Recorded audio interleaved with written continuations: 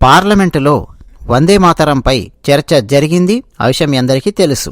లేటెస్ట్గా అమిత్ షా గారు ప్రియాంక గాంధీ వాద్రాకు కోటింగ్ ఇచ్చారు, ఉతికారేశారు సింపుల్గా చెప్పాలంటే. ఇంకా వందే మాతరంపై ఎవరెవరు ఏమేం మాట్లాడారు, అసలు ఏం జరుగుతోంది అన్నది ఈ వీడియోలో మనం కొంత తెలుసుకునే ప్రయత్నం చేద్దాము. అన్నట్టు నిన్న రాత్రి వందే మాతరానికి సంబంధించి మేము ఒక వీడియో పబ్లిష్ చేశాం. అందులో మిగతా 3 స్టాంజాస్ అవి కూడా నేను ఆ వీడియోలో చెప్పాను. ఎంతమంది వందే మాతరానికి సంబంధించి నిన్న రాత్రి నేను పబ్లిష్ చేసిన వీడియో చూశారు అని నేను అడగడం లేదు. ఆ చూసిన వాళ్ళు ఎంతమంది వీడియోకు లైక్ కొట్టారు అని అడుగుతూ ఉన్నాను. ఎంతమంది కామెంట్ సెక్షన్లో కామెంట్స్ రాశారు అని చెప్పి అడుగుతూ ఉన్నాను. ఈ 2 చాలా కీలకం. చూడడం కాదు కీలకం, స్పందించడం అనేది అంతకంటే ఎక్కువ కీలకం. సో ఖచ్చితంగా అండి వీడియోస్కి లైక్ కొట్టండి, కామెంట్ సెక్షన్లో కామెంట్స్ రాస్తూ ఉండండి, సబ్స్క్రైబ్ అవ్వండి. మీరు ఎంత యాక్టివ్గా ఉంటే అంత ఎక్కువగా వీడియో అనేది ఎక్కువ మందికి చేరుతుంది. ఇక ఇందులో అమిత్ షా గారు ప్రియాంక గాంధీని ఎలా ఆడుకున్నారు, ఎలా కోటింగ్ ఇచ్చారు అని చెప్పడం కంటే ముందు అసలు ప్రియాంక గాంధీ ఏం మాట్లాడారు, నరేంద్ర మోదీ గారు మాట్లాడిన తర్వాత సారాంశం ఏంటి అంటే, వందే మాతరం గురించి ఇప్పుడు ఎందుకు మాట్లాడుతూ ఉన్నారు, ఇప్పుడు నిరుద్యోగం గురించి మాట్లాడాలి, ఇప్పుడు దేశంలో ఉండే వేరే సమస్యల గురించి మాట్లాడాలి, ఇప్పుడు వందే మాతరం గురించి ఎందుకు మాట్లాడుతూ ఉన్నారు, ఇది ప్రియాంక గాంధీ యొక్క సారాంశం. అయితే మన ఆంధ్రజ్యోతి దినపత్రిక చాలా గొప్ప దినపత్రిక కదండి ఆంధ్రజ్యోతి. వాళ్ళు ప్రియాంక గాంధీని పొగుడుతూ ఆకాశానికెత్తేస్తూ చూడండి ఎలా రాశారో వార్త. మోదీ వ్యాఖ్యలను కాంగ్రెస్ ఎంపీ ప్రియాంక గాంధీ వాద్రా తిప్పికొట్టారు. మొట్టమొదటి వాక్యమే అది. ఆమెనట తిప్పికొట్టిందట. ఆమె మాట్లాడుతున్నది ఏంటి, ఇప్పుడు వందే మాతరం గురించి ఎందుకు చర్చిస్తున్నారు, అనవసరం వందే మాతరం గురించి, ఇప్పుడు దేశంలో ఉన్న వేరే సమస్యల గురించి చర్చించాలి అని ఈ పప్పి డైవర్ట్ చేసే ప్రయత్నం చేస్తోంది. ఏమంటే జస్ట్ ఒక 2 గంటల క్రితం టీమిక్స్చర్ ఛానల్ కమ్యూనిటీ ట్యాబ్లో ఒక పోస్ట్ పెట్టాను, చూసారా? చూడకపోతే చూడండి ఈ వీడియో చూసిన తర్వాత. పాలస్తీనాకు సంబంధించిన బ్యాగ్ వేసుకొని పార్లమెంట్లో తిరిగింది ఈవిడ. మామూలుగా వ్యాంటీ బ్యాగ్ వేసుకుంటారు కదా, దాని మీద ఐ సపోర్ట్ పాలస్తీనానో ఐ లవ్ పాలస్తీనానో ఇట్లాంటిది ఏదో ఒక ప్రింటర్లో ఒకటి ఏదో పబ్లిష్ చేసుకొని ప్రింట్ తీసుకొని వచ్చి అతికించుకొని ఆ బ్యాగ్ వేసుకొని తిరిగింది ఈవిడ. మరి మన భారతదేశంలో ఉండే సమస్యల గురించి మాట్లాడాలి కదండి ఈవిడ, పాలస్తీనాలో ఉండే సమస్య గురించి ఈవిడకెందుకు చెప్పండి? ఇది ఈమెలో ఉన్నటువంటి హిపోక్రసీ. మన భారతదేశంలో ఉండే వందే మాతరం గురించి మాట్లాడుతుంటే ఎందుకు మాట్లాడుతున్నారు వందే మాతరం గురించి, నిరుద్యోగ సమస్య గురించి మాట్లాడండి, దేశంలో ఉండే వేరే సమస్య గురించి మాట్లాడండి అని చెప్పి దేశ భక్త కాంగ్రెస్ పార్టీ అని అయితే ఇవ్వడనుకోడండి. దేశద్రోహ కాంగ్రెస్ పార్టీ అనాలా లేదా అనేది ఇక మీ ఇష్టం. ఆ పార్టీకి చెందిన ప్రియాంక గాంధీ యొక్క హిపోక్రసీ ఇది. ఈవిడ భయం ఏంటంటే వందే మాతరం గురించి నరేంద్ర మోదీ గారు మాట్లాడిన మాటల దెబ్బకు దేశంలో ఒక చర్చ జరిగింది. అంతేందుకు నిన్న రాత్రి కూడా మనం వీడియో పెట్టుకున్నాం. అంతకుముందు ఎప్పుడు మనం చర్చించలేదు ఆ టాపిక్ గురించి. నిన్న మనం మాట్లాడుకున్నాం ఎట్లా ముస్లిం లీగ్ ముందు తల ఒగ్గాడు నెహ్రూ, ఎలా కేవలం మొట్టమొదటి చరణాన్ని మాత్రమే మన ముందుకు తీసుకొని వచ్చి మిగతా 3 చరణాలను దుర్గా అమ్మవారిని, సరస్వతీమాతను, లక్ష్మీమాతను కొలిచే ఆ 3 చరణాలను పక్కన పెట్టేయించారు అన్నది నేను మీకు నిన్న వివరించాను, చదివి మరీ వివరించాను కదా. సో ఆ చర్చ జరుగుతోంది దేశంలో. కాంగ్రెస్ పార్టీ చేసినటువంటి ద్రోహాలు, దారుణాలు ఎలా ఉన్నాయో ముస్లిం లీగ్ ముందు అంటే మహమ్మద్ అలీ జిన్నా ముందు ఎలా తల వంచాడో నెహ్రూ, ఆ విషయాన్ని మోదీ గారు పార్లమెంట్ సాక్షిగా చెప్పారు. సో భయం స్టార్ట్ అయింది మీకు. నెక్స్ట్ మళ్ళా వెస్ట్ బెంగాల్లో ఎలక్షన్స్ రాబోతూ ఉన్నాయి. కాంగ్రెస్ పార్టీని వెస్ట్ బెంగాల్లో ఉన్నటువంటి ప్రజలు కుక్కను కొట్టినట్టు కొట్టే అవకాశం ఉంది. ఎందుకంటే వెస్ట్ బెంగాల్లో ఉండే ప్రజలకు కూడా ఒక ఆలోచన స్టార్ట్ అయింది. ఒరే, మన బంకించంద్ర చటోపాధ్యాయ రచించిన వందే మాతర గీతం 4 చరణాలుంటే మొట్టమొదటి చరణాన్ని మాత్రమే కాంగ్రెస్ పార్టీ పెట్టింది. ఈ తురకలకు ఇబ్బంది అవుతుందని, తురకలను సాటిస్ఫై చేయడం కోసం అని చెప్పి, తురకల ఓట్లు పోతాయి అని చెప్పి నెహ్రూ మహమ్మద్ అలీ జిన్నా ముందు తల వంచి వందే మాతరంలోని మిగతా 3 చరణాలు దేశానికి అసలు తెలియకుండా చేశాడు, ఏ స్కూల్లోనూ పాడకుండా చేశాడు, ఎక్కడ అఫీషియల్ మీటింగ్స్లో పాడకుండా చేశాడు అన్న విషయం బెంగాల్లో కూడా ప్రజలు ఆలోచిస్తూ ఉన్నారు. ఈమెకు భయం స్టార్ట్ అయింది. అందుకని చెప్పి ఇష్టం వచ్చినట్టు పార్లమెంట్లో మాట్లాడింది. ఏమండి, ఏమన్నా అసందర్భంగా మోదీ గారు మాట్లాడారా? 150 సంవత్సరాలు అయింది కదా వందే మాతర గీతం రచించి. ఆ సందర్భంగా నరేంద్ర మోదీ గారు మాట్లాడారు. పోయిన సంవత్సరం మాట్లాడలా, అంతకుముందు మాట్లాడలా, ఇప్పుడు ఎందుకు మాట్లాడుతున్నారు అంటే 150 సంవత్సరాలు పూర్తి చేసుకుంది వందే మాతర గీతం, అందుకని చెప్పి మాట్లాడుతూ ఉన్నారు. ఏం మాట్లాడకూడదా పార్లమెంట్లో? భారతీయులను ఐక్యం చేసినటువంటి వందే మాతరం దాని గురించి పార్లమెంట్లో మాట్లాడకూడదా? ఈ పప్పి ఎందుకు మాట్లాడుతున్నారు అని చెప్పి అంటే ఆంధ్రజ్యోతి దినపత్రిక మోదీ వ్యాఖ్యలను కాంగ్రెస్ ఎంపీ ప్రియాంకా గాంధీ వాద్రా తిప్పికొట్టారని చెప్పి హెడ్డింగ్ పెడుతుంది. అంటే ఎలాంటి అర్బన్ నక్సలైట్లు వివిధ దినపత్రికలలో దాగి ఉన్నారో ఈ పాటికే మీకు అర్థం అయ్యి ఉండాలి. వీళ్ళ నాన్న రాజీవ్ గాంధీ పుట్టి 100 సంవత్సరాలు అయిన సందర్భంగా నెక్స్ట్ సెలబ్రేట్ చేసుకుంటారా లేదా? వెయిట్ చేసి చూడండి మీరే. రాజీవ్ గాంధీ 1944 అండి ఆయన పుట్టింది. నెక్స్ట్ 2044 వచ్చినప్పుడు రాజీవ్ గాంధీ పుట్టి 100 సంవత్సరాలు అయ్యింది అని చెప్పి సెలబ్రేట్ చేసుకుంటారా లేదా చూడండి. ఏ ఏ రాష్ట్రాలలో అయితే అప్పటికి కాంగ్రెస్ పార్టీ ఇంకా బతికి పట్టగాడుతుందో ఆయా ముఖ్యమంత్రులు ఇంకా ఎక్కువ హడావుడిగా రాజీవ్ పుట్టి 100 ఏళ్ళు అయిందని చెప్పి సెలబ్రేట్ చేసుకుంటారు. మరి మనం సెలబ్రేట్ చేసుకోవద్దా వందే మాతర గీతం 150 సంవత్సరాలు అయినందుకు? నిజానికి 100 సంవత్సరాలు అయిన సందర్భంగా సెలబ్రేట్ చేసుకోవాలండి. 1975లో వందే మాతరానికి 100 సంవత్సరాలు నిండింది. అది కూడా మోదీ గారు చెప్పారు. ఎందుకు ఆ టైంలో సెలబ్రేట్ చేయలేదంటే ఇందిరాగాంధీ ఎమర్జెన్సీ విధించి జనాలందరినీ తీసుకెళ్లి జైళ్లలో కుక్కడం మొదలెట్టింది. అంటే వందే మాతరం పుట్టి 100 ఏళ్లైన సందర్భంగా మన భారతదేశంలో జరిగిన దాడి ఏంటంటే ఎమర్జెన్సీ విధించి అందరినీ జనాలను లోపల పారేయడం. ఇది ఇందిరాగాంధీ చేసిన పని. ఇక ఆ టైంలో వందే మాతరం గురించి సెలబ్రేట్ చేసుకునే పరిస్థితి ఉందా? లేదు. అసలు ఆ ఆలోచన కూడా లేదు. ఒకవేళ వచ్చినా అప్పుడు కూడా మొట్టమొదటి చరణాన్ని పాడించేవారు, మిగతా 3 చరణాలు పక్కన పెట్టేయించేవాడు, ముస్లింల ఓట్లు పోతాయని చెప్పి. ఇప్పుడు మోదీ గారు చాలా ధైర్యంగా ముస్లింల ఓట్లు పడతాయా పడవా ఇవన్నీ ఆలోచించకుండా డైరెక్ట్గా భారత పార్లమెంటులో చాలా డైనమిక్గా విషయాన్ని మాట్లాడారు. అందుకు ఈవిడ ప్రియాంక మా నెహ్రూ జైళ్లలో ఉన్నన్ని రోజులు లేదు నీ అధికారం ఈ టైంలో మాట్లాడడం మొదలెట్టింది.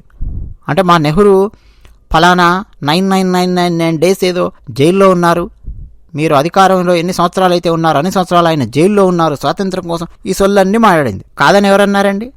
మహాత్మా గాంధీ గారి దేశభక్తిని, నెహ్రూ గారి దేశభక్తిని ఇక్కడెవరు కించపరచడం లేదు, శంకించడం లేదు. మహానుభావులు మార్తాండ తేజులు సరే దండేసి దండం పెడదాం, చిన్నప్పటి నుంచి అదే చేస్తున్నాం. నవంబర్ 14 అనగానే మా నెహ్రూ చాచాజీ అని చెప్పి పాటలు పాడాం, గాంధీ తాతాజీ అని చెప్పి దండం పెట్టాం.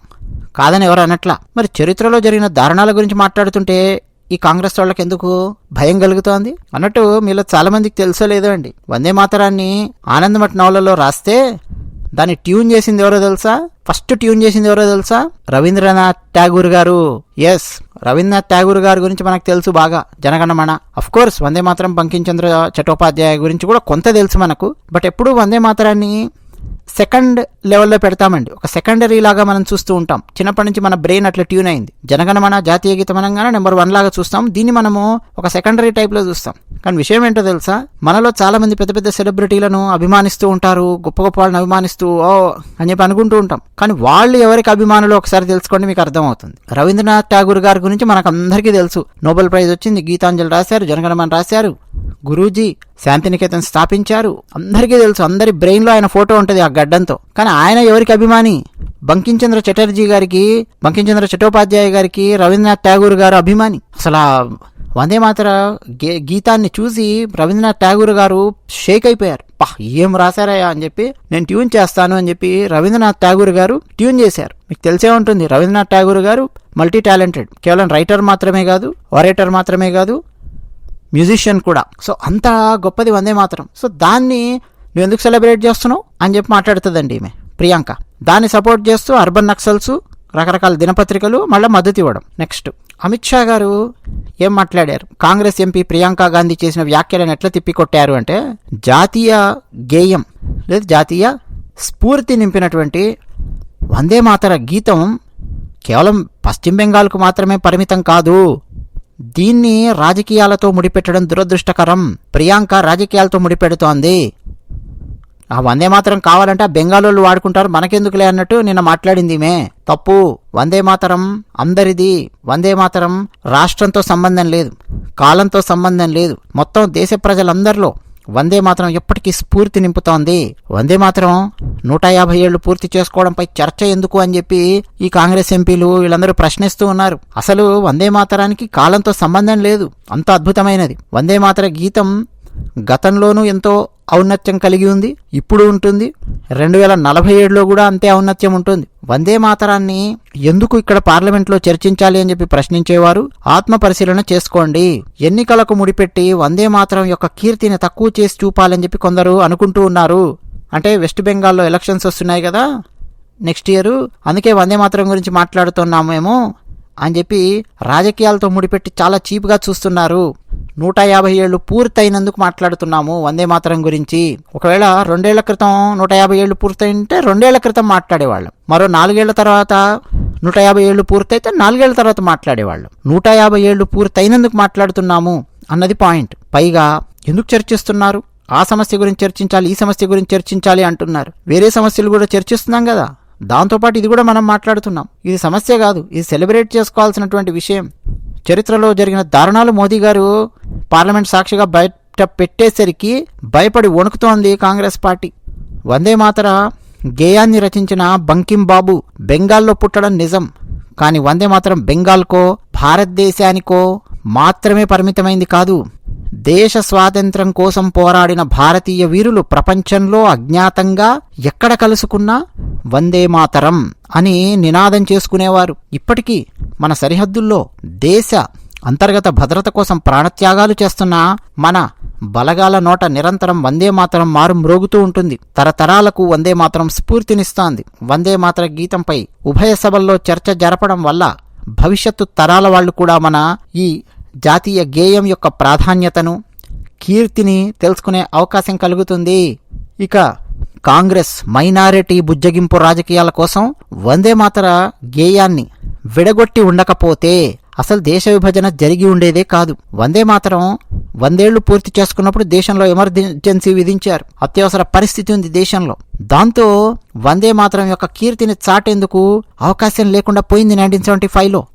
వందే మాతరం అంటూ నినదించిన వాళ్లను ఆనాడు ఇందిరాగాంధీ జైళ్లలో పెట్టించారు. మర్చిపోవద్దు, వందే మాతరం అంటే చాలు జైళ్లలో బారేసింది ఇందిరాగాంధీ. అంతెందుకు, వందే మాతరంపై సోమవారం నాడు చర్చ జరిగినప్పుడు కూడా గాంధీ ఫ్యామిలీకి చెందిన 2 గైర్హాజరయ్యారు. కావాలంటే చెక్ చేసుకోండి. పార్లమెంటుకు రాలేదు గాంధీ ఫ్యామిలీకి చెందిన 2. ఎవరు వాళ్ళు, ఎందుకు రాలేదు? జవహర్లాల్ నెహ్రూ నుంచి ఇవాల్టి నాయకత్వం వరకు వందే మాతర గేయాన్ని వ్యతిరేకిస్తూనే ఉన్నారు. ఇలా అమిత్ షా గారి కోటింగ్ అనేది సాగిందండి. ఒక ప్రియాంకకే కాదు, మొత్తం కాంగ్రెస్ పార్టీకి రేవ్ కార్యక్రమం పెట్టారు మన అమిత్ షా గారు. అన్నట్టు సోమవారం జరిగిన మరో ఆసక్తికరమైన అంశం ఇక్కడ చెప్తాను. వందే మాతరానికి సంబంధించి మోదీ గారు దాదాపు గంటసేపు మాట్లాడారు. అందులో మోదీ గారు బంకిం చంద్ర చటోపాధ్యాయను బంకిం దా అని చాలాసార్లు సంబోధించారు. దా లేదు దాదా అంటే సోదరుడు, అన్నయ్య, సోదరుడు, ఇలా మీనింగ్ వస్తుందండి. బెంగాల్కు సంబంధించి బంకిం దా, బంకిం దాదా. మన దగ్గర దాదా అంటే మళ్ళీ వేరు. సో మోదీ గారు దా, బంకిం దా అని చెప్పి చెప్తూ ఉన్నారు. బెంగాల్ భాషలో దా అనేది ఉపయోగిస్తారు సోదరుడు అని చెప్పడానికి. అయితే ఠక్కున తృణమూల్ కాంగ్రెస్ ఎంపీ సౌగత్ రాయ్ లేచి నిలబడి అభ్యంతరం వ్యక్తం చేశారు. మోదీ గారిని కరెక్ట్ చేస్తూ, మోదీ గారు బెంగాలీ భాషలో సోదరుడు అని సంబోధించడానికి దా అని చెప్పి ఉపయోగిస్తాము. సాంస్కృతిక దిగ్గజం లాంటి వారు బంకిం చంద్ర, కాబట్టి బంకిం చంద్ర గారి గురించి మాట్లాడేటప్పుడు బంకిం దా అనకుండా బంకిం బాబు అని చెప్పి సంబోధించండి అని సూచించారు. ప్రధానమంత్రి నరేంద్ర మోదీ గారు చాలా పాజిటివ్గా తీసుకున్నారు తృణమూల్ ఎంపీ చెప్పిన విషయాన్ని. నా పొరపాటు సరిచేసినందుకు సౌగత్ రాయ్కు నేను ధన్యవాదాలు చెప్తూ ఉన్నాను. ఇప్పటి నుంచి నేను బంకిం బాబు అనే నేను సంబోధిస్తాను అని మోదీ గారు చెప్పారు. దాంతోపాటు మోదీ గారు ఒక చెలోక్తి కూడా అన్నారు. అయ్యా సౌగత్ రాయ్ గారు, నేను మిమ్మల్ని దాదా అని సంబోధించొచ్చా, దానిపై కూడా ఏమైనా అభ్యంతరాలు ఉన్నాయా అని చెప్పి జస్ట్ ఒక సరదాగా ప్రశ్నించారు. సో పార్లమెంట్లో అందరూ నవ్వారు. సో ఇదొకటి జరిగింది.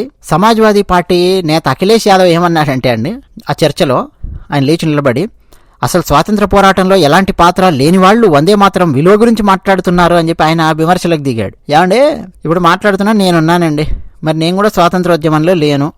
మా నాన్న, మా అమ్మ వాళ్ళు కూడా స్వాతంత్రోద్యమంలో లేరు. వాళ్ళు అసలు పుట్టలేదు. భారతదేశానికి స్వాతంత్రం వచ్చిన తర్వాత పుట్టింటారు, చాలా సంవత్సరాల తర్వాత. ఈవెన్ మా తాతయ్య, మా నాయనమ్మ, ఈ వీళ్ళు ఉంటారు కదా, ఆ ఏజ్ వాళ్ళల్లో కూడా చాలామంది స్వాతంత్రం రాకముందు పుట్టినప్పటికీ 3-4 ఏళ్ల ముందో పుట్టింటారు. అసలు వాళ్ళు కూడా స్వాతంత్రోద్యమంలో పాల్గొనలేదు. అయితే మరి మేము వందే మాతరం గురించి మాట్లాడకూడదండి? ఇప్పుడు వింటున్నటువంటి మీరు కానీ మీ తల్లిదండ్రులు కానీ స్వాతంత్రోద్యమంలో పాల్గొనలేదనుకోండి, వాళ్ళు మాట్లాడకూడదా వందే మాతరం గురించి? భారతదేశానికి స్వాతంత్రం వచ్చిన తర్వాత పుట్టినటువంటి చాలా పార్టీలు ఉన్నాయి భారతదేశంలో. భారతీయ జనతా పార్టీ లాంటి పార్టీ కావచ్చు, ఇంకా చాలా పార్టీలు ఉన్నాయి. ఆ పార్టీలు ఏవి వందే మాతరం విలువ గురించి మాట్లాడకూడదా? ఎందుకు మాట్లాడకూడదు? ఆలోచించండి. ఈ అఖిలేష్ యాదవ్ ఎవరు?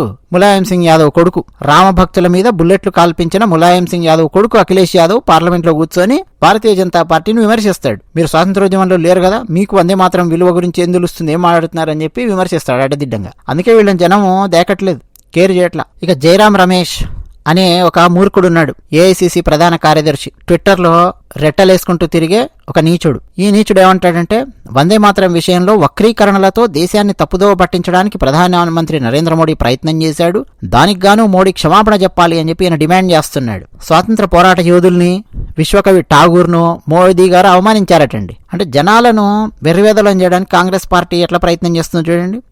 క్లియర్ కట్గా పార్లమెంట్ సెషన్స్ మనం చూస్తున్నాం. హిందీ అర్థం అవుతోంది, లేదు హిందీ అర్థం కాకపోయినా తెలుగులోకి అనువాదం చేసి ఇవ్వడం ఏదో చేస్తున్నాం కదా, జనాలు చూస్తున్నారు కదా. पण భారతదేశంలో హిందీ అర్థమైనటువంటి వాళ్ళందరూ పార్లమెంట్ సమావేశాలు చూసి అర్థం చేసుకున్నారు అనుకుందాం. మరి వాళ్ళకి తెలుసు కదా. మోదీ గారు అవమానించారా? మోదీ గారు వాళ్ళ యొక్క విలువను ముందుకు తీసుకొస్తున్నారా?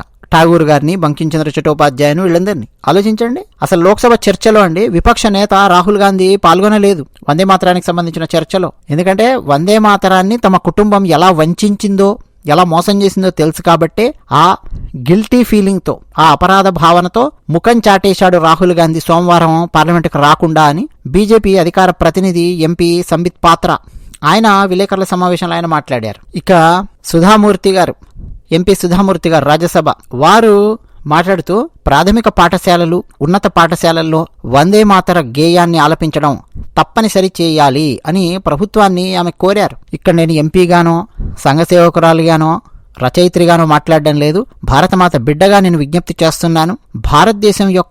భారతదేశం మొత్తం మనం చలికి కప్పుకునే ఒక బొంత లాంటిది, ఒక క్విల్ట్ అనుకోండి, అలాంటిది అని చెప్పి అనుకుంటే అందులో రంగురంగుల వస్త్రాలు, రాష్ట్రాలు, వాటిని కలిపి కుట్టే దారం సూది వందే మాతరం అని ఆమె అభివర్ణిస్తూ మాట్లాడారు.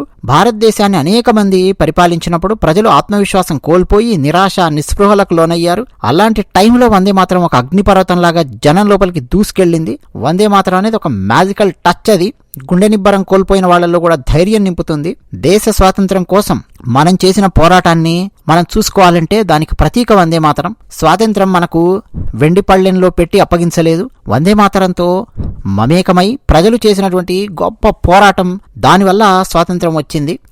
అయితే అంతటి అందమైన జాతీయ గేయం వందే మాతరాన్ని స్కూళ్లలో చెప్పడం లేదు. ఈ మధ్య అసలు చాలా స్కూళ్లలో గమనిస్తూ ఉన్నాను. ఇదే గనక కొనసాగితే కొంతకాలానికి స్వాతంత్ర్యం కోసం మనం చేసిన పోరాటాన్ని పిల్లలు అర్థం చేసుకోలేరు. అందువల్ల ప్రాథమిక పాఠశాలల్లో, ఉన్నత పాఠశాలల్లో వందే మాతర గేయాన్ని తప్పనిసరి చేయండి అని విద్యాశాఖను నేను కోరుతూ ఉన్నాను. కరుణ, త్యాగము, మాతృభూమి యొక్క సంరక్షణతో ముడిపడి ఉన్నదే దేశభక్తి వందే మాతరం. వీటన్నింటినీ వందే మాతరం వివరిస్తుంది అని చెప్పి సుధామూర్తి గారు మాట్లాడారు. సో ఇట్లా వందే మాతరానికి సంబంధించిన చర్చ ఇవన్నీ జరుగుతూ ఉన్నాయండి. అన్నట్టు మనకు ఒకరు కామెంట్ సెక్షన్లో రాశారు, బంకించంద్ర చటోపాధ్యాయ అని చెప్పి అంటున్నారేంటండి మీరు, బంకించంద్ర చటర్జీ అనాలి కదా అని. విశాఖపట్టణానికి వైజాగ్కి మధ్య తేడా ఏంటండి? తెలిస్తే బంకించంద్ర చటోపాధ్యాయకు చటర్జీకి మధ్య తేడా తెలుస్తుంది. తిరువనంతపురంకు త్రివేంద్రంకు మధ్య తేడా తెలిస్తే చటోపాధ్యాయకు చటర్జీకి మధ్య తేడా తెలుస్తుంది. రాజమహేంద్రవరంకు రాజమండ్రికి మధ్య తేడా తెలిస్తే చటోపాధ్యాయకు చటర్జీకి మధ్య తేడా తెలుస్తుంది. ఆలోచించండి, మీకే తెలుస్తుంది. అది విషయం. ధన్యవాదాలు.